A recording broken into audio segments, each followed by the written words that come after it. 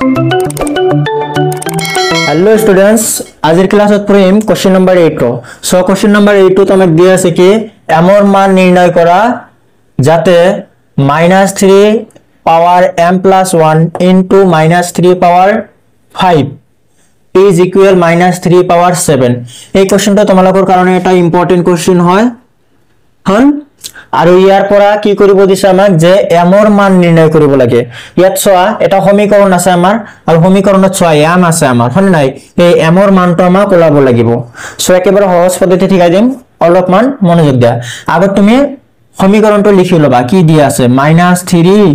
power m + 1 into -3 power 5 is equal -3 পাওয়ার 7 এটো তুমি কি কৰিবা সলিউশন দি আগত লিখি লবা হল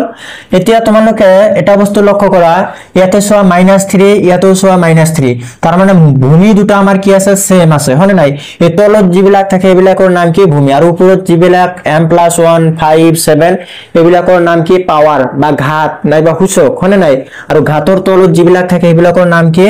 আমাৰ ভূমি ইয়াতে এটা বস্তু লক্ষ্য কৰা এই দুটাৰ ভূমি দুটা আমাৰ কি আছে সেম হৈ আছে -3 এটো -3 তোমালোকে এটা সূত্র পাইছিলা যদি ভূমি সেম থাকে পাওয়ার বিলাক যোগ হৈ যায় এনেকুৱা ধৰণৰ এটা সূত্র পাইছিলা যে a to the power m into a to the power n is equal তুমি লিখিব পাৰা a to the power m plus n তাৰ মানে ইয়াতে ভূমি দুটা সেম আছিল দুটাই a আছিল আমাৰ গতিকে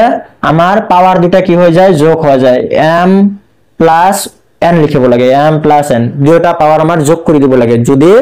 ভূমি দুটা সেম থাকে তেনহলে ইয়াতে তো একই কথা আমাৰ দুটা ভূমি আমাৰ সেম আছে গতিকে পাওয়াৰ দুটা আমাৰ যোগ হৈ যাব গতিকে আমি লিখিম কি -3 দুটা মিলি এটা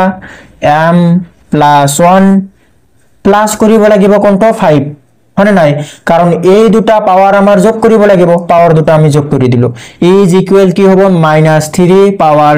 7 বুঝি পালা এখানে তার পিছত সোয়া কি হ'ব -3 পাওয়ার ইয়াতে সোয়া m plus 1 plus 5 1 আৰু 5 যোগ কৰিলে কিমান হ'ব আমাৰ 6 হৈ যাব হনে নাই is equal -3 পাওয়াৰ 7 ইয়াতে এটা বস্তু লক্ষ্য কৰা তুমি ডাইৰেক্ট কি কৰিব পাৰা -3 তুমি ক্যান্সেল কৰিব পাৰা দুয়ে পিনে একই বস্তু আছে যদি তুমি কি কৰিব পাৰিবা ক্যান্সেল কৰিব পাৰিবা এটো এটা নিয়ম হল দুয়ে পিনে কিন্তু একই বস্তু থাকিব লাগিব তেনহলে তোমাৰ এই দুটো ক্যান্সেল হৈ গল থাকিলে কি আমাৰ m + 6 থাকিলে পাওয়াৰ 2 অকল আৰু কি থাকিলে 7 থাকিলে হনে নাই এতিয়া যেটো আমাৰ m ৰ মান ওলাব লাগিব 6 টো ইপিনে লৈ যাও তেনহলে m is equal 7 - 6 হৈ যাব প্লাস আছিল মাইনাস হ'ব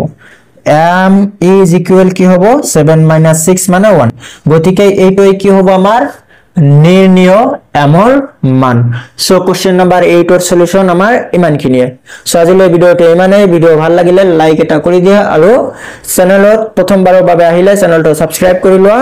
যাতে এনে ধৰণৰ নতুন নতুন ভিডিও তোমালোকে মই ভিডিও আপলোড কৰাৰ লগে লগে পাই যোৱা সো আজিলৈ থ্যাংক ইউ